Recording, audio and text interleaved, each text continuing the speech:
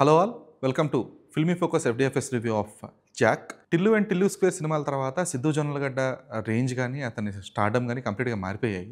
So ఆ సినిమాల తర్వాత అతను యాక్ట్ చేసిన సినిమా జాక్. బొమ్మరిల్లు భాస్కర్ దర్శకత్వంలో తెరకెక్కిన ఈ సినిమాపై మంచి అంచనాలే ఉన్నాయి. ముఖ్యంగా టీజర్ కానీ ట్రైలర్ కానీ డీసెంట్ ఎక్స్పెక్టేషన్స్ అయితే రేస్ చేసింది. సో సినిమా ప్లాట్ ఏంటంటే పాబ్లో నెరుడా అలియాస్ జాక్, అంటే సిద్ధు జొన్నలగడ్డ ప్లే చేసిన క్యారెక్టర్ నేమ్స్ అవి, దేశాన్ని కాపాడుకోవాలనుకునే ఒక లా అబైడింగ్ సిటిజన్ అనమాట. సో అతను ఎలాగైనా సరే రా ఏజెన్సీలో ఒక ఏజెంట్గా జాయిన్ అవ్వాలనుకుంటాడు. సో ఆ ఏజెంట్గా జాయిన్ అవ్వడం కోసం అతను ముందు చేసిన ప్రిపరేషన్ ఏంటి అనేది బేసిక్ ఈ story plot line. So performances విషయానికి వస్తే సిద్ధు జొన్నలగడ్డ తన అంటే ఆ టిల్లు అనేవాడు అక్కడక్కడ కనిపిస్తూ ఉంటాడు ఆ క్యారెక్టర్లో. ఆ డైలాగ్స్ విషయంలో కానీ, ముఖ్యంగా ఉర్దూ మిక్స్ హిందీ ఆ డైలాగ్స్ విషయంలో కానీ ఇవన్నీ కూడా అక్కడక్కడ ఆ టిల్లు క్యారెక్టర్ వచ్చి వెళ్తూ ఉంటుందన్నమాట మధ్య మధ్యలో. బట్ ఓవరాల్గా చూసుకుంటే తన ఇమేజ్కి ఒక చిన్నపాటి చేంజ్ తీసుకురావడం కోసం సిద్ధు కొంచెం కష్టపడ్డాడని అనిపించింది ఈ సినిమాలో. అయితే ఆ క్యారెక్టర్ ఆర్క్ ఏదైతే ఉందో అది ప్రాపర్గా సెట్ అవ్వలేదు అనమాట. అంటే అతను ఎందుకు అలాగా డెసిషన్ తీసుకుంటాడు అనేది ఒక ప్రాపర్ ఎమోషన్ సెట్ అవ్వలేదు.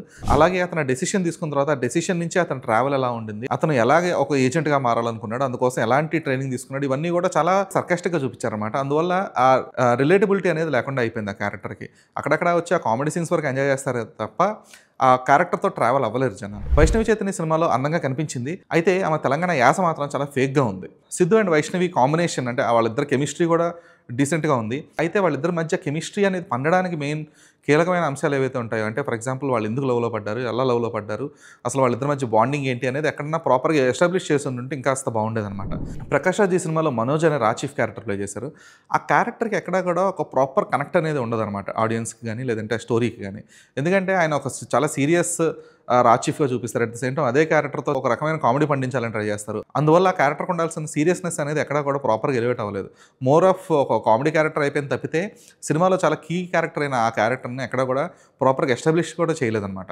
సో వీళ్ళందరికంటే కూడా మంచి క్యారెక్టర్ దొరికిందంటే రాహుల్ దేవ్కి. అతను చాలా లిమిటెడ్ సీన్స్ ఉన్నప్పటికీ కూడా ఆ క్యారెక్టర్కి, ఆ టెర్రరిస్ట్ క్యారెక్టర్కి చాలా ప్రాపర్గా స్టిక్ ఆన్ అయి ఉన్నారు. ఆయనకి పెట్టిన గడ్డం అనేది సెట్ అవ్వలేదు తప్పితే, బట్ యాజ్ ఎ పర్ఫార్మర్గా కానీ లేదంటే బాడీ లాంగ్వేజ్ విషయంలో కానీ ఆయన చాలా ట్రూ టు ద నేచర్ ఆ క్యారెక్టర్కి సింక్ అయ్యారు. టెక్నికాలిటీస్ విషయానికి వస్తే ఒక కమర్షియల్ సినిమాకి, దట్టు ఒక లాజికల్ స్పై థ్రిల్లర్కి ఈ స్థాయి పూర్ ప్రొడక్షన్ డిజైన్ అనేది ఈ మధ్యకాలంలో వేరే సినిమాకి ఇది చూడలేదన్నమాట. ఎందుకు అంటే ఆ చార్మినార్ సీక్వెన్సెస్ కానీ లేదంటే వాళ్ళని డిఫరెంట్ సిటీస్లో చూపించే సీక్వెన్సెస్ కానీ ఇవన్నీ గ్రీన్ స్క్రీన్ అనేది చాలా స్పష్టంగా కనిపిస్తూ ఉంటుంది. ఆ బ్యాక్గ్రౌండ్ కొంచెం బ్లర్ అవుతునో లేదంటే రకరకాల రీజన్స్ అయి ఉండొచ్చు. అంటే వాళ్ళకి ప్రొడక్షన్ డిజైన్ సెట్ అవ్వలేదా లేదంటే వాళ్ళకి ఇంకా వేరే ఏమైనా రీజన్స్ ఉన్నాయో పక్కన పెట్టేస్తే ఆడియన్స్కి మాత్రం చాలా డిస్టర్బింగ్గా ఉంటుంది. సో ఆ విషయంలో ఇంకొంచెం మినిమల్ కేర్ తీసుకొని ఉంటే బాగుండేది.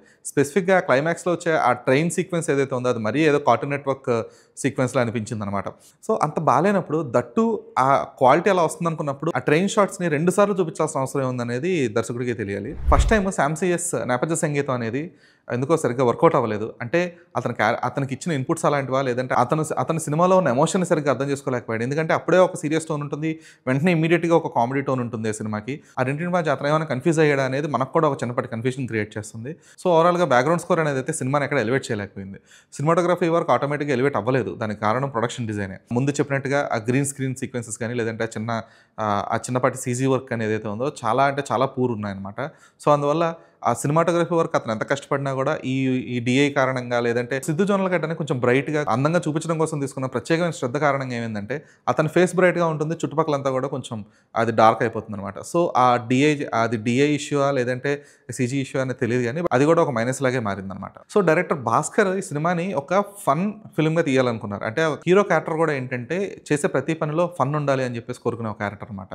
సో సినిమాని చాలా సీరియస్ థీమ్ని కూడా ఒక ఫన్ వేలో చూపించాలనుకున్నారు. అయితే ఈ ఫన్ అనేది అది సర్కాస్టిక్ ఫన్నా లేదంటే ఒక సీరియస్ ఫన్ టైపా అనేది ఆ రెండింటి మధ్య డిఫరెన్సియేషన్ చూపించడంలో మాత్రం డైరెక్టర్ తడబడ్డాడు. అందువల్ల ఏమైందంటే ఇది కంప్లీట్గా ఒక సర్కాస్టిక్ వేలో దీన్ని ఎంజాయ్ చేయాలా లేదంటే కంప్లీట్ సీరియస్ టోన్లో దీన్ని ఎంజాయ్ చేయాలనే ఒక చిన్నపాటి కన్ఫ్యూజన్ అనేది ఆడియన్స్లో కూడా వస్తుంది. ఈ తరహా స్పై థ్రిల్లర్స్లో కామెడీ పండించడం అనేది చాలా అరుదుగా జరిగే విషయం. ఎందుకంటే మనం హాలీవుడ్లో చూస్తుంటాం జానీ ఇంగ్లీష్ లాంటి సినిమాలు హిలేరియస్గా నవ్విస్తాయి. అంటే ఒక స్పై ఒక కామెడీ చేస్తే ఎలా ఉంటుంది అనేది ఒక కంప్లీట్ ప్యారడీ. అది ఫస్ట్ నుంచి కూడా ఒక ప్యారడీ సినిమా అని ఒక క్లారిటీ ఇవ్వడం వల్ల హీరో ఏం చేసినా లేదంటే చుట్టుపక్కల పాత్రలు ఏం చేసినా సరే ప్రేక్షకుడు ఎంజాయ్ చేస్తాడు. అయితే జాక్ విషయానికి వచ్చేటప్పటికి అది కంప్లీట్‌గా ప్యారడీ కాదు. అట్ ద సేమ్ టైమ్ అది కంప్లీట్‌గా సీరియస్ కాదు. సో, ఆ క్యారెక్టరైజేషన్స్ గాని, ఆ క్యారెక్టర్ ఆర్క్స్ గాని ఎక్కడ ప్రాపర్‌గా ఎస్టాబ్లిష్ చేయకపోవడం గాని, అలాగే చుట్టూ ఉన్న పాత్రల మోటివ్స్ ఏవైతే ఉన్నాయో అవన్నీ కూడా చాలా లాజికల్‌గా ఉండాల్సిన మోటివ్స్ అన్నీ కూడా చాలా సర్కాస్టిక్‌గానో లేదంటే చాలా సింపుల్‌గానో డీల్ చేసిన విధానం వల్ల గాని 'జాక్' అనే సినిమా ప్రాపర్‌గా వర్కౌట్ అవ్వలేదనమాట. So, 'Tillu and Tillu square' తర్వాత 'జాక్' సినిమాతో హ్యాట్రిక్ కొట్టాలన్న సిద్దు జొన్నలగడ్డ డ్రీమ్ ఫలించలేదని చెప్పాలి. This is Dheeraj signing of.